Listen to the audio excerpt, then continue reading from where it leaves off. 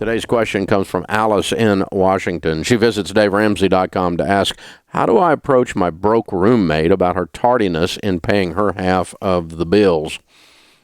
Directly and often and bluntly. We sit down, we turn off the television, and we have a direct, very firm but kind, calm conversation. This roommate thing is not working. It's not working because you're not paying your bills on time. Try everydollar.com. Download it to it's a free budgeting app for your iPhone or your Android roommate. And when you put that on there, in about 10 minutes, you'll have a budget. Because you and I are not going to be able to stay here together anymore if you don't start paying on time. You are straining our relationship and you are taking advantage of it, and I am through with this. Really, Alice, you're being too nice. And you think by being subtle or being nice that you're really being nice, and you're not. You're just being passive-aggressive. To be unclear is to be unkind, darling. Be very clear. You don't have to be mean. You don't cuss and scream and throw things. That's not what I'm talking about. You just smile and say, this is not going to happen anymore. You are going to get your act together, and you're going to pay on time. It's called adulting. We are going to do this together. On time, baby doll. Really? I mean, it's not hard. You know, I'm amazed. I had to learn that as a leader running this organization. I got 600 folks working here. And the same kind of thing happens with team members. I'm from the South, and, you know, we're supposed to smile and be nice to you and say, bless your heart, while we slit your throat, right? And so, I mean, it's like called good manners or something, and that's just a bunch of crap. And so I thought by being nice to people who were misbehaving inside the organization that I was being nice to them. But ultimately, me and everybody else in the organization became frustrated with them, and they ended up getting their butt fired. And that's not really being nice to somebody. It's much nicer to somebody to communicate early in the process that their behavior is out of line and give them the opportunity to adjust their behavior while they can stay in the organization, or we can stay in this relationship. And that's much kinder, really. And so I'm unbelievably blunt now. And quick, really quick on the draw, like instantaneous. You really do know exactly where you stand. Can you imagine that with me? I'm that way with everybody, too. And I'm not mad about it. It's not me being angry, and I'm not, you're anger based. No, I'm not. I'm just not going to, we just are not going to wait until I am angry with your misbehavior. And then you react poorly. And I used to do that, and I don't do that anymore. I almost never get angry in these situations anymore. And if I do, I'll wait to deal with the situation until I'm not angry anymore. Because I want to sit there and just be kind and calm, but give you very, very clear guidelines of the behaviors that are going to occur in order for us to continue in this relationship. In your case, it's a roommate. In my case, it might be a team member here. But it could be anything. In the book, you know, that's just being kind. It's kind. That's tough love. No, it's just love. You don't have to call it tough. You know, it's not tough. It's just being kind. You just tell people where they stand, and that's how you handle it. Very, very cool. Hey, good question. Hadn't had that one in a while. Good roommate question. Oh, by the way, help you guys that are setting up roommates, because a lot of you are, like this time of year, you're going back to school after the holidays with a new set of roommates, or you're thinking about moving out and getting a roommate or whatever you're doing. Let me tell you how to handle that on the roommate deal, is you handle all this on the front end.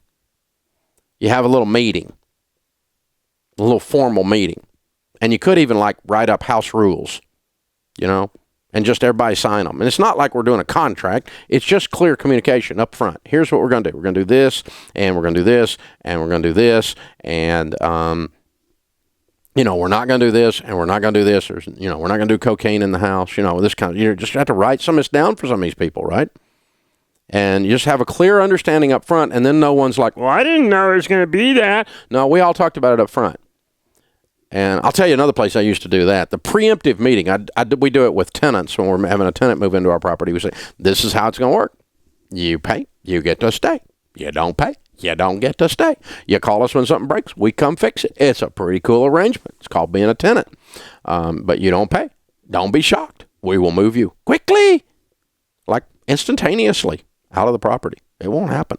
And by the way, no, you can't have a cat. And no, you can't have a dog. And if you get one, then you will move, or the dog or cat will move. And, it's real simple. And we talk about this up front. And then nobody's, you mean I can't have a pet? No, we told you up front you can't have a pet. Because, when you have a rental property and you're the landlord, let me tell you what a cat costs you, $10,000. Because you can't get cat pee smell out of a house. It's impossible. So we just don't have cats. We don't do it, period. Don't like, I love them. I love dogs. I don't like cats, but I love dogs. And so, but you're not going to have a dog in the house either. So you just talk about it up front, right?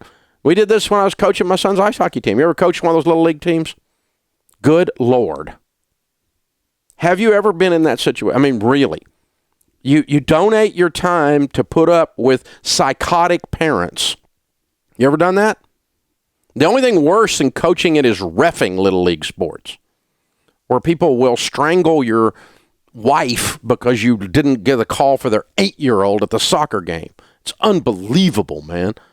So we just had a little discussion. And ice hockey's worse because it's violent, so the parents are violent. Everybody's violent. It's rednecks, it's unbelievable with a stick, So we gather up, have a little parents meeting. I'm like, guys, I'm doing this to spend time with my son.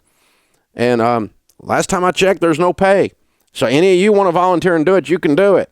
But I got a rule or two. Here's the rule. You don't talk about me and how bad a coach I am to your kid all the way home, and then scratch your head and wonder why I can't coach your kid, because you're undercutting me the whole time.